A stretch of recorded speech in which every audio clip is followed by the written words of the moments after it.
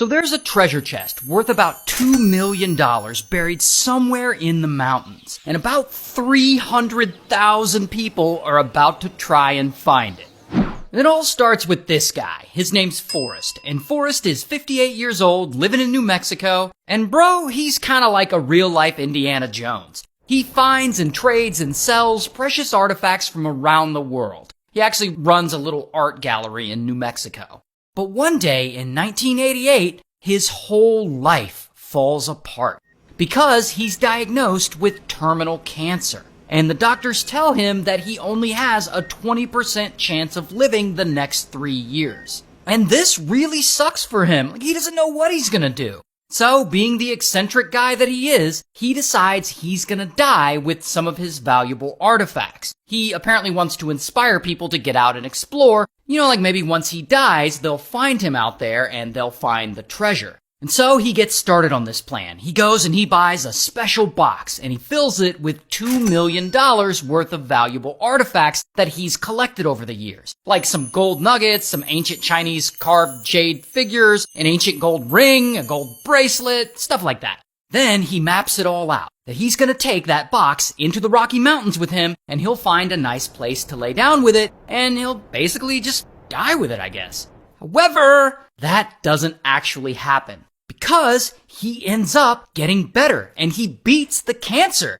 I guess it goes into remission. And he's so happy and he's so relieved that he can keep on living. And so fast forward to 2010 and Forrest is 80 years old now. And he's approaching what might be his final years again. And so he starts thinking about his old plan again to get people out exploring and living a life of adventure like he did. And so this time, he decides to hide his treasure box with $2 million worth of artifacts in it somewhere in the Rocky Mountains. And he's gonna turn it into an old-fashioned treasure hunt, thinking maybe this will inspire people to become, treasure hunters. So he hikes up into the mountains to the spot where he planned on dying all those years ago. And he buries the chest in a place that's in Yellowstone National Park. Then he writes and publishes his memoir called The Thrill of the Chase. And in it, he talks about his life, but it also includes hints and clues about where this treasure is throughout the whole book. Specifically in a poem he wrote that he says will lead anyone to the treasure. So now, boom, the hunt is officially on. And pretty quickly, word of this treasure hunt starts to get around, and people are like, yo, there's $2 million treasure buried somewhere in the Rocky Mountains. And they all start looking for it. Tens of thousands of people start looking for it. And they're all like picking up his memoir, they're combing through it, looking for clues, they're analyzing the hell out of that poem that he wrote. And eventually, some of them even use like some kind of software to analyze Forrest's facial expression in TV interviews to maybe get some hints from that. And over the years, the amount of people who join this treasure hunt grows and grows. Supposedly, somewhere around 300,000 people are actively involved in this. But still, no one has even come close to finding it. And here's the thing though, searching in remote areas of the mountains actually gets really dangerous for some people. One person ends up falling off a 500-foot cliff, another person drowns while in a raft looking for this treasure. In fact, at least 5 people unfortunately die from being involved in this. It gets so bad that New Mexico police publicly call for Forrest to call off the treasure hunt because it's putting lives at risk. But of course, Forrest is like, nah. Because this is exactly what he wanted. He wanted people to get out and explore. But even still, at this point, no one is even getting close to finding this $2 million treasure.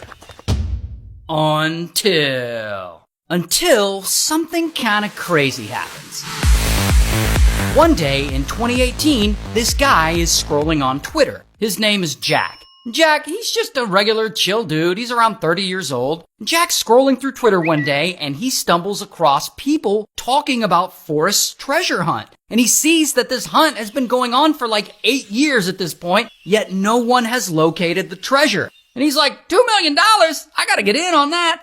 Here's the problem though. Jack, he's not an Indiana Jones type. He's actually a former med student. He doesn't know how to treasure hunt. He's never done anything like that before. But he's a pretty smart guy. So he believes he has the ability to figure this out. So he gets to work and he starts reading tons of blogs that other people have posted on the internet. Blogs by people who have been out looking for this treasure. And he can see which locations they've already been searching and like things that they've already tried, stuff like that. Then he gets a copy of Forrest's memoir and he reads it over and over and over again. And he watches every single interview that Forrest has ever done, every word Forrest has ever said, everything Forrest has ever published, Jack has studied it meticulously. And soon he starts to notice that Forrest, he's not all that sophisticated of a guy. He's actually not embedding hidden secret meanings and double entendres in his writing. He's way more simple than that. And all the other treasure hunters out there are probably way overthinking it. Then he decides to go solo. Once he actually goes to the mountains and starts hunting, he doesn't engage with anyone else who's also looking for the treasure. He doesn't join their search parties or their social groups. He even starts avoiding the blogs because he doesn't want to get caught up in what a big group might think. And so Jack searches, and he searches, and he searches. And, this isn't easy for the guy. Like, it takes up a good chunk of his time. Every time he goes out into the wilderness to look, he's absolutely exhausted and he gets covered in scratches and bites. Some days he'll run out of water and have to quit. Some days he'll be searching in the woods and he'll just stop and sit down in the middle of nowhere and start crying out of sheer frustration. And he loses hope all the time. He's like thinking to himself, what if I can't ever find this treasure? What if 50 years go by and I'm still searching for this stupid treasure chest? But Jack doesn't want to give up quite yet. He keeps going. And 2 years go by. And Jack is 32 now, and he's still out there looking for this thing. And then, one day, he finally has kind of a breakthrough. Using his big brain, he had already figured out the general location of where the treasure might be, Yellowstone National Park in Wyoming. But now he thinks he knows the exact spot. This is it! He says, this is the spot where Forrest wanted to die. And so, after 25 days of looking for the treasure in that specific location, Jack finally finds it.